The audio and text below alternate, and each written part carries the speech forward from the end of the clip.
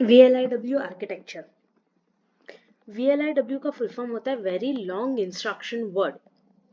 अब इसके आर्किटेक्चर को समझे तो VLIW प्रोसेसर्स जो है वो सुपर स्केलर प्रोसेसर से उसके हार्डवेयर जो है वो ज़्यादा सिंपलर होते हैं। ये जो सुपर स्केलर प्रोसेसर है वो हम आगे के वीडियो में देखेंगे। तो पहले यहाँ पे VLIW देख लेते हैं।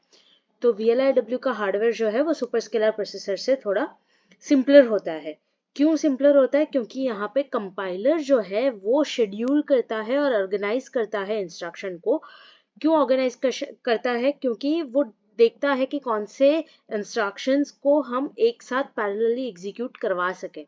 तो ऐसी जो इंस्ट्रक्शंस है इंडिपेंडेंट इंस्ट्रक्शंस होती है उसको हम पैरेलली एग्जीक्यूट करवा सकते हैं। तो कंपाइलर देखता है कि कौन सी इंडिपेंडेंट इंस्ट्रक्शंस है और उसको एक साथ रख के हम पैरेलल एग्जीक्यूशन करवा सकते हैं कि नहीं, और उसमें भी कौन सी पहले जाएगी कौन सी बाद में जाएगी। तो शेड्यूलिंग और ऑर्गेनाइजेशन ऑफ इंस्ट्रक्शन का काम करता है कंपाइलर कंटेक्स्ट।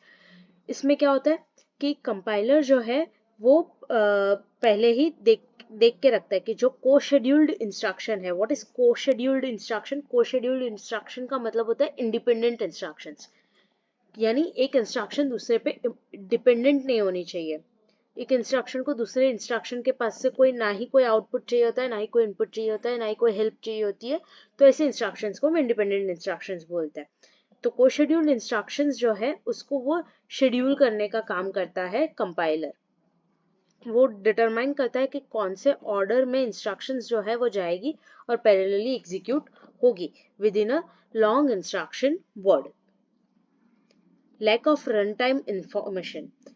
जो सुपर स्केलर प्रोसेसर होते हैं उसके पास रन टाइम इंफॉर्मेशन होती है, लेकिन VLIW कंपाइलर जो है उसके पास रन टाइम इंफॉर्मेशन नहीं होती है, इसीलिए वो ज़्यादा कंजर्वेटिव होता है।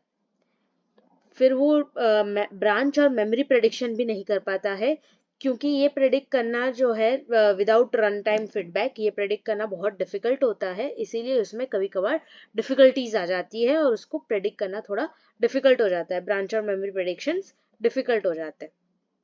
फिर आता है कंपाइलर डिपेंडेंसी। VLI प्रोसेसर जो है वो हाईली डिपेंडेंट होता है कंपाइलर पे to optimise the instruction scheduling.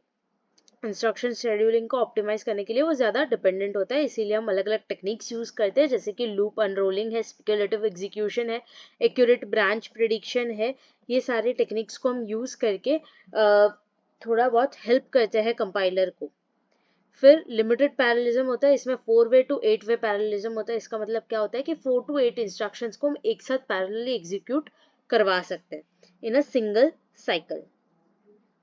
ये उसका आर्किटेक्चर है, जिसके अंदर क्या होता है, रजिस्टर्स जो है वो फंक्शन यूनिट से कनेक्टेड होता है। फंक्शन यूनिट्स रजिस्टर फाइल से कनेक्टेड होते हैं। रजिस्टर फाइल जो है वो कैश, मेमोरी और एग्जीक्यूशन यूनिट से कनेक्टेड होते हैं। एग्जाम में आप ये डायग्राम भी बना सकते हो या तो फिर ये वाला कॉम्प्लिकेटेड डायग्राम भी बना सकते हो। दोनों डायग्राम सही है, कोई एक डायग्राम बना दोगे तो भी चलेगा।